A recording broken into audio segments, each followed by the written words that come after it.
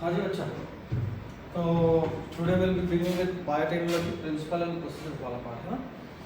तो इससे पहले कि अपन बायोटेक स्टार्ट करें, सबसे पहले बायोटेक टर्म किसने दिया था, इन सब बातों को जानना बहुत जरूरी है। तो this biotech term was given by Karl Ereky, scientist है। और बायोटेक में करते क्या है, तो in this we construct recombinant DNA. Now what do we mean by recombinant DNA? Recombinant DNA एक ऐसे डीएनए को बोलते हैं जिसका जो जीनोम है, जिसमें जो जीन्स हैं, वो एक से अधिक सोर्स से लिया गया हो। फॉर एग्जांपल, हमने एक ऐसा ऑर्गेनिज्म बनाया जिसमें दो ऑर्गेनिज्म का डीएनए मिला हुआ है, that we call as recombinant DNA. जैसे मान लो एक हमारे पास ऐसा डीएनए था,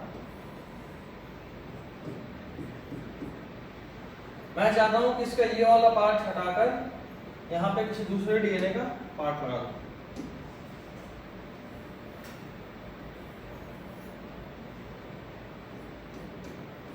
मैंने क्या करूंगा, यहाँ से इसको भी कट करूंगा, इस वाले पार्ट को काट के यहाँ लगा दिया, इस वाले पार्ट को काट के यहाँ लगा दिया।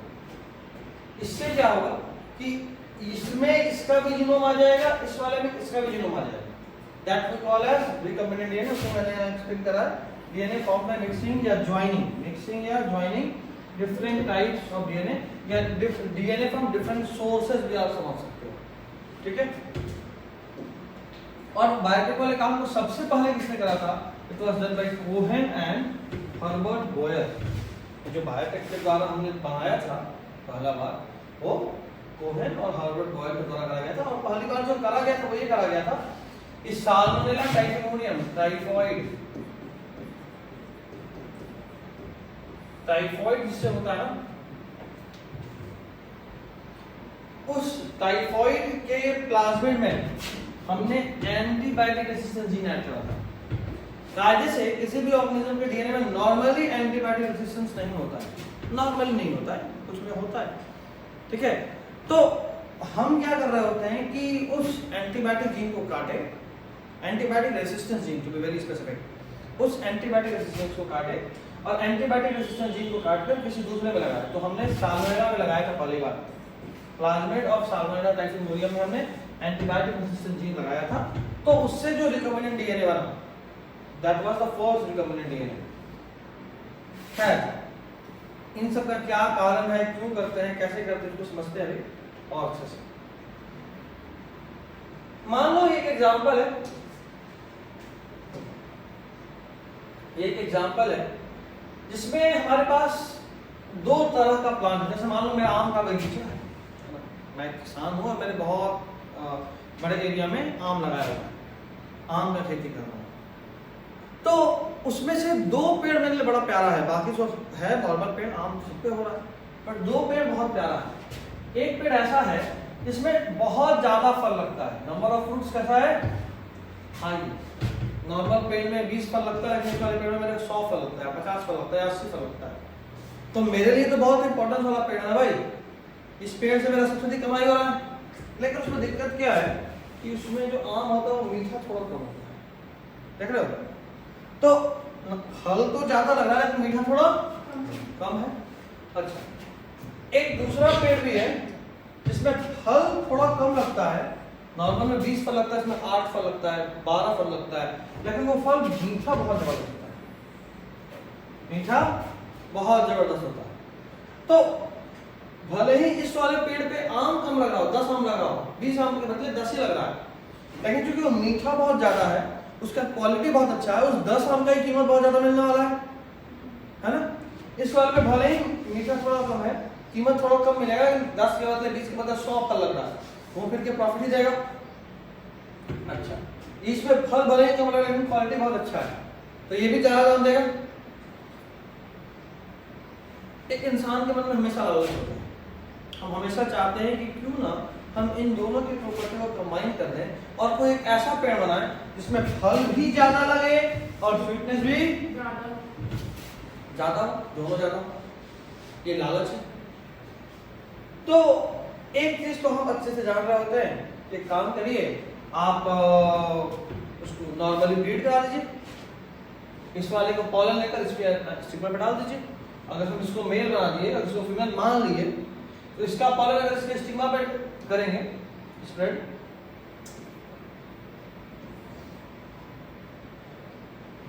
हाँ इसका पॉलन अगर इसके स्टिग्मा पे स्प्रेड करेंगे तो जाहिर सा बात है दोनों हाइब्रिड हो जाएगा, है ना। तो उस केस में अपने पास एक चीज होगा ना देखो कि अगर आपने इसका पॉलन इसके स्टिग्मा पे स्प्रेड करा तो दोनों का कैरेक्टर मिक्स तो होगा, लेकिन 50-50% चांस होगा या तो दोनों का पॉजिटिव आ जाए या फिर दोनों का नेगेटिव भी आ सकता है। नंबर ऑफ फ्रूट भी इसका कैरेक्टर ले लिया, माँ से ये वाला कैरेक्टर ले लिया और बाप से ये वाला कैरेक्टर ले लिया, लीजिए सारा गुण गोबर, है ना, सारा मेरे बेकार हो गया ना। तो अगर हम एक किसान हैं, मेरे 1 एकड़ में पेड़ लगा हुआ है, मान लो 500 पेड़ है और हम ये काम करके रिस्क ले रहे हैं तो 500 में से 250 पेड़ तो बर्बाद हो जाएगा।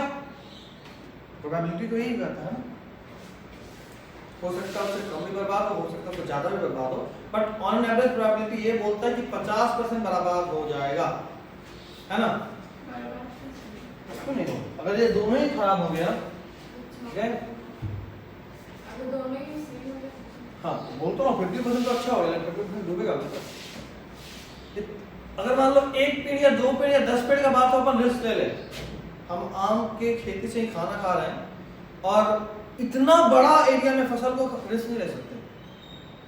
1 पेड़ 10 पेड़ रिस्क लिया जा सकता है, 250 पेड़ पे कौन रिस्क लेगा, समझ रहे बात। और ये 250 पेड़ भी क्या कल ही फल दे देगा, नहीं, 1 साल 2 साल के बाद ही देगा। तो एक तो आप 2 साल भरोसे में बैठे हुए हो कि मेरा पेड़ जो है बहुत बढ़िया फल देने वाला है, कमा लेंगे 2 साल बाद, आज नहीं तो। और 2 साल बाद तब पता चले कि सारा केस ये वाला था, तब तो आप रोड पे आ जाएंगे, तो आप रिस्क नहीं ले सकते। इस केस में हमारा सहारा बनता है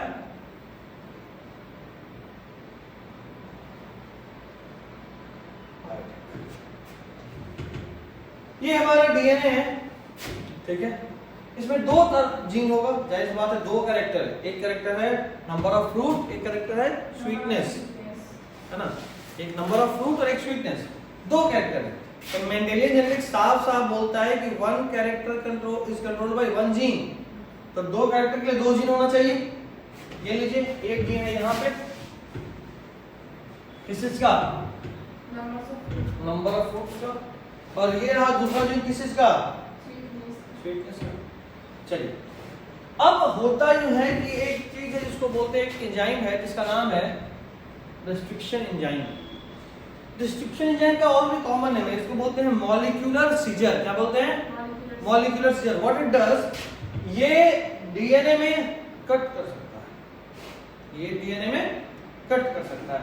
तो होता कुछ ऐसा है, ये रहा मेरा डीएनए, इसमें यहाँ पे कट लगा देगा, और कट लगाने के बाद जैसे मान लो मैंने एक सॉल्यूशन लिया, ठीक है, उस सॉल्यूशन में मैंने रिस्ट्रिक्शन एंजाइम भी डाला, ये डीएनए भी डाला, और ये डीएनए मान लो, जैसे मान लो अगर ये प्लांट 1 है और इसमें इसके यहाँ पे कट कर दिया नंबर ऑफ फ्रूट के पास, तो इस सॉल्यूशन में ये डीएनए कैसा दिखेगा, इस सॉल्यूशन में डीएनए ऐसा, उसी तरह से एक और भी कट लगा है,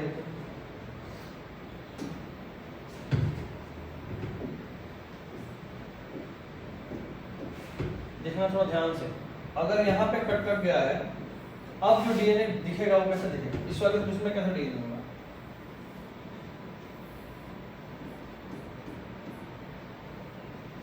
ये वाला पार्ट तो कट गया,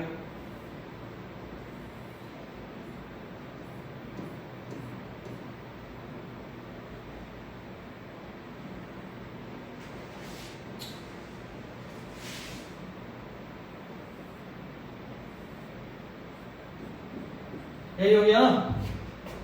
यहां से अगर काटे हो, एक पार्ट यहां कट गया, एक यहां कट गया, ठीक है। मेरा जीरो फ्रीक्वेंसी कौन है, नंबर ऑफ फ्रूट का यही है, ठीक है। तो बाकी से मतलब नहीं, मेरे को इससे मतलब है, ठीक। क्या किए देखना, ये प्लांट 1 में कट किए थे, अब वैसा ही कट प्लांट 2 में करेंगे। यहां भी देखो, नंबर ऑफ फ्रूट के पास कट कर दिए, ठीक है, नंबर ऑफ फ्रूट के पास यहाँ भी कट कर दिए, सेम रिस्ट्रिक्शन एंजाइम। अब सेम रिस्ट्रिक्शन एंजाइम भाई, अभी अभी हमने बात करा था कि रिस्ट्रिक्शन एंजाइम क्या करता है, ये है मॉलिक्यूलर सिजर करता क्या है, डीएनए को कट करता है। मान लो ये आपका डीएनए है, 2 डीएनए है, एक में कोई दूसरा रेस्ट्रिक्शन एंजाइम यूज किया, वो ऐसे काट दिया, ठीक है, और एक में आपने दूसरा रेस्ट्रिक्शन एंजाइम यूज किया, वो ऐसे काटा। सारा सीजर सेम तरीके से थोड़े काटता है, अलग अलग शेप साइज होगा तो अलग अलग पेज पे काटेगा, अलग अलग तरीके से काटेगा। अब अगर आपको मैं बोलूं कि इस डीएनए को जोड़ दो, कभी भी जुड़ेगा या नहीं? लेकिन अगर आप दोनों को सेम रेस्ट्रिक्शन एंजाइम से काटे होते तब जुड़ जाता। इसको जोड़ना आसान। तो अगर 2 डीएनए को जोड़ना है तो जोड़ने से पहले उन दोनों को सेम रेस्ट्रिक्शन एंजाइम से काटना पड़ता है, यही कारण है, ठीक है। आप साफ साफ देख पा रहे हैं, इस केस में नहीं जुड़ेगा, इस केस में जुड़ सकता है।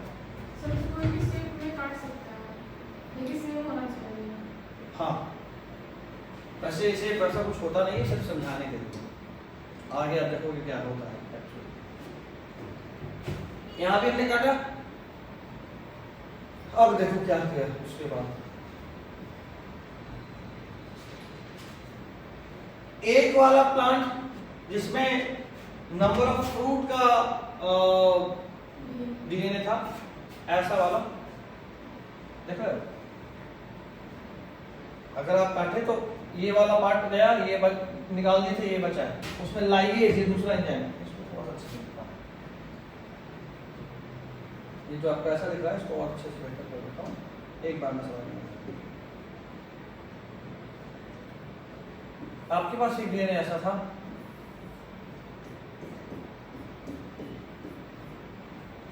इसमें नंबर ऑफ फ्रूट तो ज्यादा था, नंबर ऑफ फ्रूट वाला जीन अच्छा वाला था, और स्वीटनेस वाला जीन उतना अच्छा नहीं था, ठीक है। हमने क्या करा, रेस्ट्रिक्शन एंजाइम को यूज करके इसको काटा, ये वाला पार्ट मेरे पास ऐसे निकल चुका है,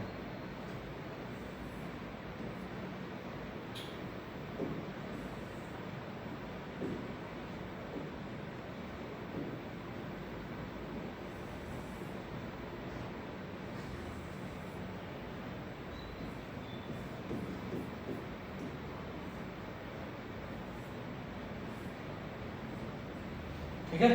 ये वाला पार्ट का जीन ऑफ इंटरेस्ट है, किसका जीन है, हाई नंबर ऑफ फ्रूट का। हमने क्या करा, इस वाले को जोड़ा दूसरे वाला डीएनए में,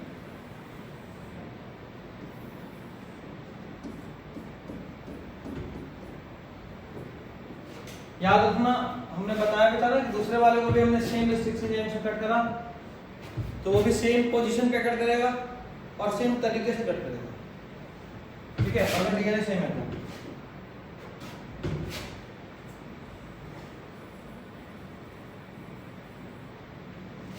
ऐसा हो गया, वो ठीक हुआ ना। अब हमने क्या करा, इस वाले डीएनए, ये डीएनए 2 था, ये प्लांट 1 था, जिसमें कौन सा वाला अच्छा था, ये प्लांट 2 है, इसमें क्या अच्छा था, यहाँ पे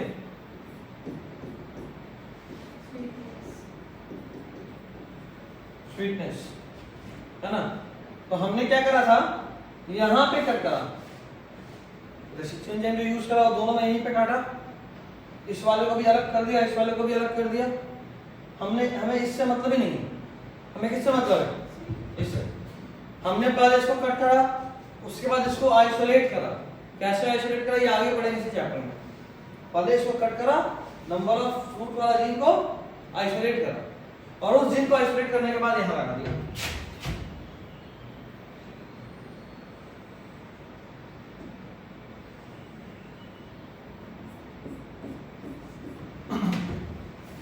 देख रहे हो, तो ये जो नया डीएनए बना, इसमें ये वाला जीन तो यही वाला है स्वीटनेस का, और यहाँ पे जो जीन आया है ये वाला, ये किसका है, नंबर ऑफ फ्रूट। तो ये जो डीएनए बना है इसमें दो जगह से डीएनए आया, दो प्लांट का DNA, that is what this DNA is called recombinant.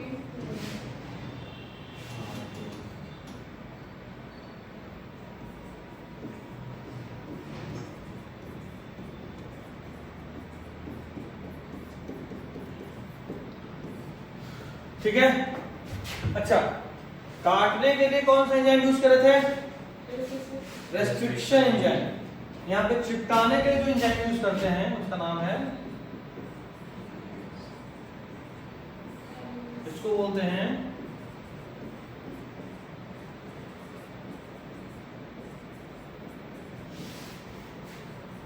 Molecular glue. कोई दिक्कत? क्यों जरूरत पड़ा ये समझ गए? हमें रिस्क नहीं लेना था, है ना? अच्छा, इसमें रिकॉम्बिनेंट डीएनए कैसे बनता है ये समझ गए? रेस्ट्रिक्शन एंजाइम कैसे यूज करते हैं, उसके बाद इसको आइसोलेट करें। आइसोलेट करने का मेथड जेल इलेक्ट्रोफोरेसिस है, आगे बढ़े इसी चैप्टर में।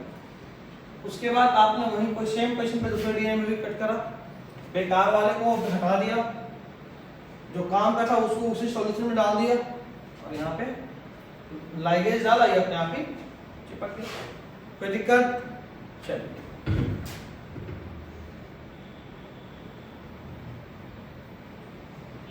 तो यहां तक तो अपन पढ़ लिए। फादर ऑफ जेनेटिक इंजीनियरिंग, ठीक है, यहां से फिर देखेंगे।